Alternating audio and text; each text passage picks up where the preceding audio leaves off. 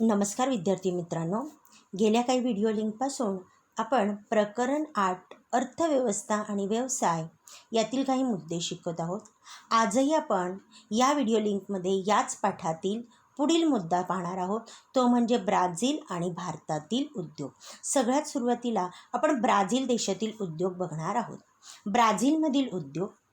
ब्राझीलमधील प्रमुख उद्योगात लोह आणि पोलाद, वाहन जोडणी, खनिज तेल प्रक्रिया, रासायनिक उत्पादन, सिमेंट निर्मिती इत्यादींचा समावेश होतो. साखर, सुती कापड, रेशीम व लोकर तसेच खाद्यान्न प्रक्रिया उद्योग यांचा चांगला विकास झाला आहे. उद्योगांचे केंद्रीकरण दक्षिण व आग्नेय भागात झाले आहे. ईशान्य व पश्चिमेकडील प्रदेश कमी विकसित आहे. हा जो पाठीमागे ब्राझीलचा नकाशा दिसत आहे त्याच्यात हा हिरवा कलर दाखवलेला आहे आणि हा लाल त्रिकोण दाखवलेला आहे. हे जे दोन भाग आहे म्हणजेच आग्नेय भाग आणि दक्षिण भाग, ह्या भागामध्ये उद्योगांचे जास्त केंद्रीकरण आहे. त्या तुलनेत पश्चिमेकडे आणि ईशान्येकडच्या भागात उद्योग खूप कमी आहे. मग असे का? ह्याच्यासाठी भौगोलिक कारण विचारले जाते. भौगोलिक कारणामध्ये तुम्हाला विचारलं जातं की ब्राझीलमध्ये मोठ्या उद्योगांचे केंद्रीकरण दक्षिण व आग्नेय भागात झाले आहे. काय कारण आहे त्याला? कारण जर ब्राझीलचा दक्षिणेकडचा आणि आग्नेयेकडचा भाग बघितला तर तो सुपीक जमिनीचा आहे. सुपीक जमिनीचा असल्यामुळे त्या ठिकाणी मोठ्या प्रमाणात नैसर्गिक साधनसंपत्ती किंवा शेतीवर आधारित उद्योगधंदे मोठ्या संख्येने चालतात. कच्च्या मालाचं जी उपलब्धता असते ती लवकर, जलद गतीने आणि सोयीची होते, म्हणून त्या ठिकाणी केंद्रीकरण झाले आहे. दुसरा मुद्दा आहे, या प्रदेशात खनिजांचा मुबलक साठा आहे. बघा, मध्य ब्राझीलचा बराचसा भाग जो आहे उच्चभूमी, ती ॲमेझॉन नदीच्या खोऱ्याने व्यापल्यामुळे त्या ठिकाणी खनिजांचा शोध घेण्यास मर्यादा येते. त्या तुलनेत दक्षिण व आग्नेय भागात खनिजांचा मुबलक साठा आहे. त्यामुळे देखील खनिजांवर आधारित उद्योगधंद्यांचे केंद्रीकरण दक्षिण व आग्नेय भागात झालेले आहे. पुढचा मुद्दा आहे, ज्या ठिकाणी ऊर्जेचा अखंडित पुरवठा होतो. मोठमोठे साओ पावलोसारखे जे शहर आहे त्या शहरांमध्ये सगळ्या सुखसोयी असल्यामुळे ऊर्जा देखील कुठल्याही प्रकारचा खंड न होता पुरवल्या जात्या, म्हणून मोठमोठे कारखाने या ठिकाणी केंद्रित झाले आहे. वाहतुकीच्या सोयीही चांगल्या आहेत. या सगळ्या कारणांमुळे मोठ्या उद्योगांचे केंद्रीकरण जे आहे ते ब्राझीलमध्ये दक्षिण व आग्नेय भागात झालेले आहे. मग ब्राझीलच्या दक्षिण व आग्नेय भागापेक्षा जर ईशान्य आणि पश्चिमेकडचा जर तुम्ही प्रदेश बघितला तर तो कमी विकसित आहे. हे लक्षात घेऊन ब्राझील सरकारने या प्रदेशात गुंतवणूक वाढवण्यासाठी पश्चिमेकडे चला या धोरणाला प्रोत्साहन दिले आहे. जसं आपल्या भारतामध्ये संपूर्णपणे आता जी लोकसंख्या आहे ती शहराकडे वळत आहे, त्यामुळे खेडे जे आहे ते ओस पडले आहे, म्हणून खेड्याकडे चला हे जे आपल्या भारतीय सरकारने धोरण अवलंबले आहे. त्याचप्रमाणे जर पूर्ण ब्राझीलचा विचार केला तर त्या ठिकाणी असमतोल आहे. ईशान्य आणि पश्चिमेकडचा विकास हा दक्षिण आणि आग्नेय भागाच्या तुलनेत खूप कमी झाला आहे. मग हा समतोल साधण्यासाठी पश्चिमेकडे चला हे धोरणास तो जो देश आहे तेथील जे सरकार आहे ते विशेष करून प्रोत्साहन देत आहे. आता आपण भारतामधील उद्योग बघणार आहोत. भारतात विविध ठिकाणी उद्योग स्थापित झाले आहेत. कच्च्या मालाची उपलब्धता, ऊर्जा साधने, आर्थिक साधने, मागणी इत्यादीमुळे उद्योगांचे असमान वितरण झाले आहे. ज्याप्रमाणे ब्राझीलमध्ये पण असमान वितरण आहे त्याचप्रमाणे भारतात पण असमान वितरण आहे. कुठलाही उद्योग जर विकसित व्हायचा असेल तर कच्चा माल ज्या ठिकाणी असतो त्या ठिकाणी कारखाने स्थापन केले जातात. दुसरा मुद्दा असतो, जर त्या ठिकाणी ऊर्जा साधने पण पटकन मिळत असेल तर त्या ठिकाणीच उद्योग स्थापन केले जातात. आर्थिक साधने असतील, बाजारपेठ असेल, मागणी असेल, वाहतुकीच्या सोयी असेल तर अर्थातच त्या ठिकाणी उद्योग जे असतात ते स्थापले जात असतात. आणि हे सगळ्या गोष्टी भारताची जर भौगोलिक जडणघडण बघितली तर काही ठिकाणी शक्य नाही आहे, म्हणून भारतात पण उद्योग जे आहे ते असमान आहे. बघा, झारखंड, ओडिशा, छत्तीसगड, मध्य प्रदेश, राजस्थानचा काही भाग, कर्नाटक व तामिळनाडू येथे धातू खनिजे आढळतात. इथे त्यावर आधारित उद्योग आहेत. बहुतांश लोहपोलाद उद्योग या भागामध्ये आहेत. का आहे या ठिकाणी लोहपोलाद उद्योग? कारण जास्त प्रमाणात खाणी जे आहे ते ह्या भागामध्ये आढळतात आणि खनिजे ज्या ठिकाणी आढळतात ते दुसरीकडे वाहून नेणे अवजड असते. मग कच्च्या मालावरती जास्त खर्च वाहतुकीसाठी केला तर तो व्यवसाय तोट्यात जाऊ शकतो. म्हणून ज्या ठिकाणी खनिजे उपलब्ध असतात त्याच्या जवळपासच हे उद्योग, लोहपोलाद उद्योग बहुतांश काढले जातात. म्हणून झारखंड, ओडिशा, छत्तीसगड, मध्य प्रदेश या ठिकाणी लोहपोलाद उद्योग आहे. राजस्थानमध्ये तांबे, शिसे, जस्त, कर्नाटकमध्ये लोहपोलाद, मॅग्नीज, ॲल्युमिनियम, तामिळनाडूमध्ये ॲल्युमिनियम हे धातू उद्योग विकसित झालेले आहेत. त्याचप्रमाणे शेतीवर आधारित बघूया. शेतीवर आधारित उद्योगांमध्ये कापूस, ताग, साखर या उद्योगांचे केंद्रीकरण हे कच्च्या मालाच्या प्रदेशात झालेले आहे. जसं जास्त प्रमाणात कापूस ज्या ठिकाणी येतो, ऊस ज्या ठिकाणी येतो त्या ठिकाणीच मालांचे केंद्रीकरण झाले. मग कुठे झाले आहे ते? महाराष्ट्र, उत्तर प्रदेश. साखर उद्योग महाराष्ट्रात आणि उत्तर प्रदेशमध्ये साखर उद्योग जास्त प्रमाणात आहे, कारण त्या ठिकाणी ऊसाचं उत्पादन जास्त होतं. आणि ऊस हा असा कच्चा माल आहे की त्याची तोडणी केल्यानंतर लवकरात लवकर जर तो कारखान्यामध्ये पोहोचला तरच त्याच्यातलं जे साखरेचं प्रमाण आहे ते जास्त प्रमाणात निघतं. जर त्याला वाहतुकीसाठी जास्त वेळ लागला तर त्याच्यातली साखर कमी होते. आणि महाराष्ट्र आणि उत्तर प्रदेशात ऊसाचे उत्पादन जास्त होते, त्यामुळे हे साखर उद्योग जे आहे ते महाराष्ट्र आणि उत्तर प्रदेशात आहे. पश्चिम बंगालमध्ये ताग उद्योग आहे. याशिवाय राळ, लाख, लाकडी वस्तू यावर आधारित वन उद्योग किनारी भागात कोकण व केरळ येथे काथ्या, फळप्रक्रिया व मासेमारी उद्योग आहे. भारताचा जो समुद्र किनारा बघितला तर त्या ठिकाणी अनेक मासेमारी उद्योग केले जातात. किनारी भागामध्ये अनेक प्रकारचे वन आहेत, जंगल आहेत, त्यामुळे वन उत्पादनं देखील किंवा वनांवर आधारित अनेक छोटी मोठी जे उत्पादन तयार होतात त्यावरचे उद्योग केले जातात. कोयाली, दिग्बोई, नुणमती, बोनगाई माव ही तेल शुद्धीकरण केंद्र खनिज तेल उत्पादक प्रदेशात आहे. बरौनी हे अंतर्गत भागातील केंद्र आहे. गुजरात, राजस्थान आणि तामिळनाडू या राज्यात मिठाचे उत्पादन होते. यांत्रिक, विद्युत वाहन, खते आणि असंख्य ग्राहक उपयोगी उत्पादने उद्योग देशांच्या अनेक भागात विखुरलेले आहेत. आता ज्याप्रमाणे आपण भारतातील उद्योग बघितले त्याचप्रमाणे आपल्या पाठ्यपुस्तकात भारतातील काही उद्योगधंद्यांचे चिन्ह दिलेले आहे. त्या चिन्हावरून तुम्हाला ओळखता आलं पाहिजे की हे चिन्ह म्हणजे नेमकं कशासाठी आहे. जसं पहिलं या ठिकाणी दिलेलं बघा, ONGC. ONGC हे कुठल्या उत्पादनाशी संबंधित आहे तर नैसर्गिक वायू, याच्याशी हे बोधचिन्ह जे आहे संबंधित आहे. पुढे जे दिलेलं आहे ते स्टील उत्पादनाशी संबंधित आहे. RA हे दुग्ध व्यवसायाशी संबंधित चिन्ह आहे. CLW हे जे आहे हे रेल्वे इंजिन निर्मितीसाठी आहे. त्याच्यानंतर खाली दिलेलं आहे RCF हे रासायनिक खत निर्मितीशी, फर्टिलायझरशी संबंधित आहे. त्यानंतरचं हे जे चिन्ह दिले केंद्रीय रेशीम बोर्ड हे रेशीम उत्पादन, सिल्क निर्मिती, सिल्कचे जे वस्त्र निर्मिती केली जाते त्या संपूर्ण उद्योगांच्या संदर्भात हेच बोधचिन्ह वापरलं जातं. त्याच्यानंतरचं पुढे दिलेलं आहे ती खादी वस्तू निर्मिती आहे, ज्यालाच KVIC असं देखील म्हटलं जातं, म्हणजे खादी निर्मिती. आणि सगळ्यात शेवटी जे दिलेलं आहे ते कृषी उत्पादन आहे, ज्याला Maharashtra agro industry development corporation limited असंही म्हटलं जातं. या बोधचिन्हांवरती आधारित काही प्रश्न आपल्या पाठ्यपुस्तकात दिलेले आहेत ते आपण बघणार आहोत. पहिला प्रश्न बघा, ही बोधचिन्हे कोणकोणत्या उद्योगाशी संबंधित आहेत ते ओळखा. मी आत्ताच सांगितलं की काही बोधचिन्ह जसे की हे नैसर्गिक वायूशी रिलेटेड आहे, हे स्टील उत्पादनाशी, हे दुग्ध व्यवसायाशी. आत्ताच आपण ती माहिती मिळवलेली आहे. पुढचा प्रश्न दिला आहे बघा, या उद्योगांसाठी कोणता कच्चा माल वापरला जातो ते सांगा व त्यानुसार उद्योगांचे वर्गीकरण करा. या उद्योगांसाठी बघा कोणता कच्चा माल वापरला जातो. सगळ्यात पहिले नैसर्गिक वायू.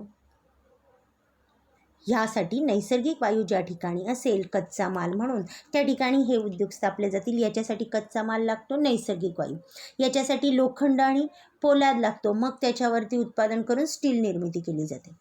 पुढे हे RA हे दुग्ध व्यवसायाशी रिलेटेड आहे, म्हणून याच्यासाठी दूध असणं गरजेचं असतं. याच्यासाठी दूध हा कच्चा माल वापरला जात असतो. तर हे रेशीम बोर्ड दिलेलं आहे, या रेशीम बोर्डसाठी रेशीम सूत महत्त्वाचं आहे.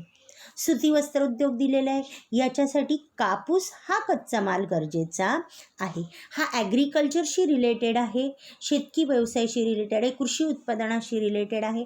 याच्यासाठी महत्त्वाचं म्हणजे जो कच्चा माल आहे तो विविध कृषी उत्पादन निर्माण करण्यासाठी लागणारा जो कच्चा माल आहे तो वापरला जात असतो. ह्यासाठी देखील जे काही रासायनिक पदार्थ आहे, जे औषध निर्मितीसाठी कामाचे आहे, गरजेचे आहे, त्यांचा वापर केला जात असतो. आणि रेल्वे इंजिन निर्मितीसाठी देखील ज्या ठिकाणी लोह पोलाद जास्त प्रमाणात आहे त्या ठिकाणीच हे देखील उद्योग स्थापन केले जात असतात. पुढचा प्रश्न आहे बघा, भारतातील कोणत्या भागातून कच्चा माल उपलब्ध होतो यावर चर्चा करा आणि वहीमध्ये नोंद करा. आता भारतातून जो कच्चा माल आहे तो वेगवेगळ्या भागातून उपलब्ध होतो. आपण आत्ताच पाहिलं, जर लोहपोलाद उद्योगांचा आपल्याला विचार करायचा असेल तर ते जो आहे ते झारखंड, पश्चिम बंगाल या राज्यातून कच्चा माल निर्माण होतो. जर आपल्याला वस्त्रोद्योगांचा विचार करायचा असेल तर महाराष्ट्र राज्यात कापूस उत्पादन जास्त होतं. त्याचप्रमाणे कापसापासून निघणारे जे धागे असतात ते लांब निघण्यासाठी दमट वातावरण लागतं, म्हणून ते महाराष्ट्राच्या समुद्रकिनारी म्हणजेच मुंबई या ठिकाणी जास्त प्रमाणात ते उद्योग स्थापले जाऊ शकतात. आरे डेअरीचा जर विचार केला तर आरे डेअरी हा उद्योगासाठी दुधाचा जास्त प्रमाणात साठा आवश्यक असतो, जो ग्रामीण भागातून आपल्याला उपलब्ध होत असतो. आता बघा, आपल्या पाठ्यपुस्तकामध्ये भारत आणि ब्राझील यांची आयात आणि निर्यात करणारा तक्ता दाखवलेला आहे. हे जे अंक आहेत हे संपूर्ण अंक डॉलरमध्ये आहे, US चलन वापरलेलं आहे आणि वर्ष दिलेले आहे 2009-10 पासून 2012-13 पर्यंत किती माल भारताने आणला आणि किती माल आपल्या देशातला निर्यात केला. त्याचप्रमाणे ब्राझीलचं पण दिलेलं आहे. त्याच्याच आधारे आपल्याला ह्या टेबलच्याच आधारे काही प्रश्नांची उत्तरं पण विचारलेली आहे. पहिला प्रश्न विचारला बघा, व्यापार संतुलन म्हणजे काय? व्यापार संतुलन याचा नेमका अर्थ काय? तर पहिले आपण बघणार आहोत व्यापार. व्यापार याचाच अर्थ काय? वस्तूंची देवाणघेवाण करणे, आयात निर्यात करणे, यालाच म्हटलं जातं व्यापार. व्यापाराचे पण दोन प्रकार असतात, एक संतुलित आणि एक असंतुलित. मग आता आपल्याला आधी व्यापाराचं संतुलन म्हणजे नेमकं काय ते समजून घ्यायचं आहे. तर व्यापार संतुलन म्हणजे कोणत्याही देशाच्या निर्यात मूल्य आणि आयात मूल्य यातील तफावत म्हणजे काय? व्यापार संतुलन. माल किती निर्यात केला जातो आहे, किती आयात केली जाते, या दोघांमध्ये तफावत म्हणजे फरक नेमका किती आहे तो अभ्यासणे, त्याला म्हटलं जातं व्यापार संतुलन. मग व्यापार संतुलनाचे प्रकार किती आहेत? तर व्यापार संतुलनाचे दोन प्रकार आहेत, संतुलित व्यापार आणि असंतुलित व्यापार असे दोन प्रकार आहेत. संतुलित ज्यांचा आयात आणि निर्याताची तफावत जास्त नसते, समान असते, त्याला संतुलित म्हटलं जातं. आणि असंतुलित याचा अर्थ ज्याच्या आयात आणि निर्यातीचा जो अंक असतो त्याच्यामध्ये प्रचंड तफावत असते. उदाहरणार्थ आपल्या भारताचंच बघा, 2009 निर्यात किती केलेली आहे, ही जी निर्यात दिलेली आहे ही US डॉलरमध्ये दिलेली आहे. आणि आयात बघा, या दोघांमधली तफावत, आणि ब्राझीलमधील बघा या दोघांमधील तफावत, ह्या दोघांमधील तफावतीचा जर विचार केला तर भारताची जी तफावत आहे ती जास्त दिसत आहे. मग जर ही तफावत जास्त असेल तर त्याला असंतुलित व्यापार म्हणायचा, आणि तफावत कमी असेल तर त्याला संतुलित व्यापार असं म्हटलं जात असतं. पुढचा प्रश्न दिला बघा, प्रत्येक वर्षात कोणत्या देशाची आयात, फक्त आयातीचा कॉलम बघा, भारताचा पण आणि ब्राझीलचा, कोणत्या देशाची आयात ही निर्यातीपेक्षा जास्त आहे? निर्यातीपेक्षा जास्त सांगा बरं. बघा, नीट लक्ष द्यायचं आहे आणि सांगायचं आहे. प्रत्येक वर्षाचा जर आपण विचार केला तर भारत प्रत्येक वर्ष 2009-10ला, 10-11ला, 11-12ला आणि 12-13ला, तर प्रत्येक वर्षामध्ये भारताची जी आयात आहे ती निर्यातीपेक्षा काय आहे? जास्तच आहे. आपल्याला या ठिकाणी स्पष्ट आकडे दिसत आहे. प्रत्येक वर्षी आपली जी आयात आहे तीच जास्त आहे निर्यातीपेक्षा. तसं ब्राझीलचं नाही आहे, ब्राझीलचं काही वेळेस कमी जास्त आहे. ब्राझीलचे व्यापार संतुलन कोणत्या प्रकारात येते? ब्राझीलचे जे व्यापार ते संतुलित प्रकारात येते, संतुलित व्यापार आहे, अनुकूल व्यापार आहे. आणि भारताचा पुढचा शेवटचा प्रश्न आहे, भारताचे व्यापार संतुलन कोणत्या प्रकारात येते? तर भारताचे व्यापार जे आहे ते प्रतिकूल व्यापारी संतुलनामध्ये येतो. तो व्यापार आपला संतुलित नाही, असंतुलित प्रकारामध्ये येतो किंवा प्रतिकूल प्रकारामध्ये येतो. कारण आपली आयात आणि निर्यातीची जी तफावत आहे ती खूप प्रमाणात आहे. पुढे बघा, आपल्याला ब्राझीलचा स्थूल अंतर्देशीय उत्पादनाचा व्यापार दाखवला आहे. दोन्ही देशांचे दाखवलेले व्यापारात हिस्सा किती आहे, एकूण टक्केवारी आहे, ही जी दिसते आहे ही संपूर्ण टक्केवारी घेतली, 10%, 20%, 30%, जे एकूण उत्पादन येतं. बघा, आधीच्या व्हिडिओत आपण फक्त प्राथमिक व्यवसाय बघितले, आता आपण तृतीयक व्यवसाय जे आहे, द्वितीयक व्यवसाय जे आहे, उद्योग जे आहे, पूर्ण व्यापार जो आहे त्या व्यापाराचा आपण किती हिस्सा आहे ते पाहतो. ही जी निळसर रेषा आहे ही ब्राझील देशाचा एकूण उत्पादनाचा टक्केवारी दाखवते आणि पिंक कलरची जी रेषा आहे गुलाबीसर रंगाची ती भारताचे. बघा, भारताचा वाटा जो आहे तो ब्राझीलपेक्षा व्यापाराच्या दृष्टीने अधिक आहे. ह्या आलेखाचं स्पष्टीकरण आपण बघणार आहोत. या ठिकाणी दोन्ही देशांचा तुलनात्मक अभ्यास केलेला आहे.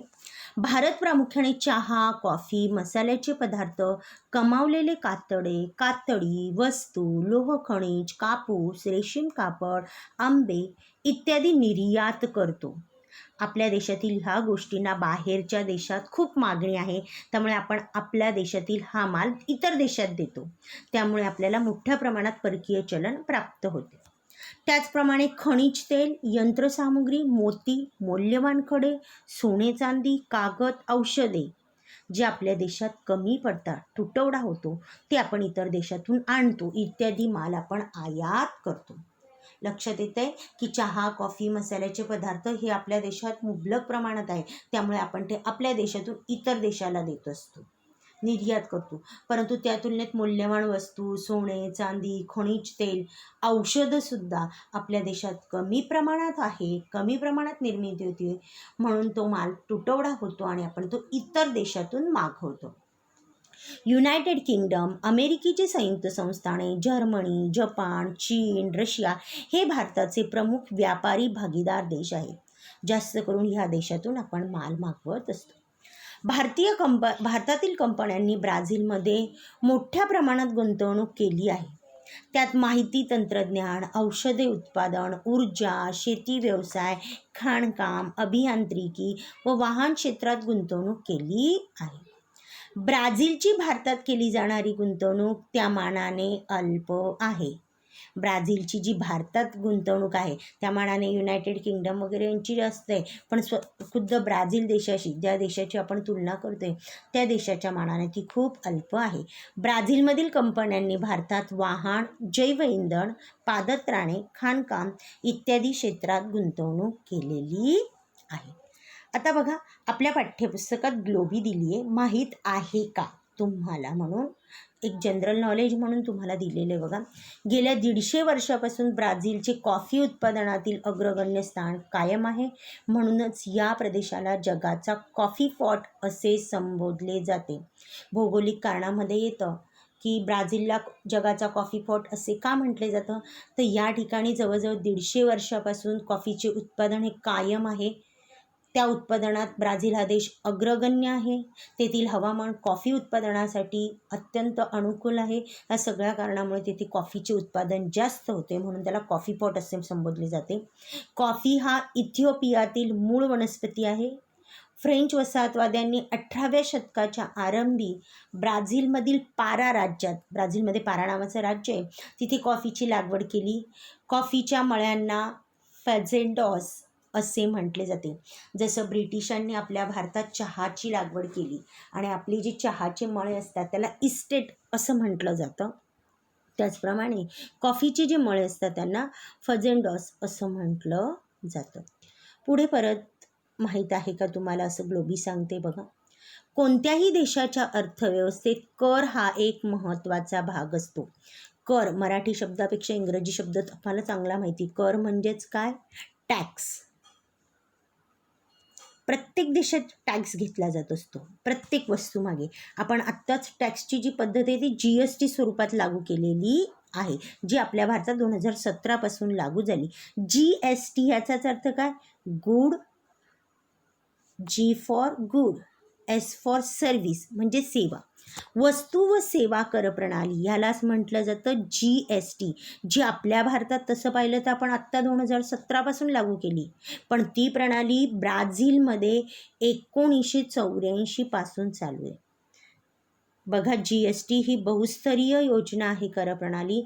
गुड म्हणजे माल, जो माल देतो त्याला तर कर बसतोच, पण जो सेवा उपभोगतो, सर्व्हिस घेतो त्यालाही टॅक्स बसतो. त्यालाच म्हटलं जातं GST, जी भारतामध्ये 2017 लागू झाली, पण ब्राझीलने तिचा स्वीकार 1984मध्येच केलेला होता. भारताप्रमाणेच ब्राझीलमध्येही वस्तू व सेवा कर प्रणाली म्हणजे GST बहुस्तरीय आहे. धन्यवाद. या ठिकाणी आपला जो पाठ आहे तो पूर्ण झालेला आहे.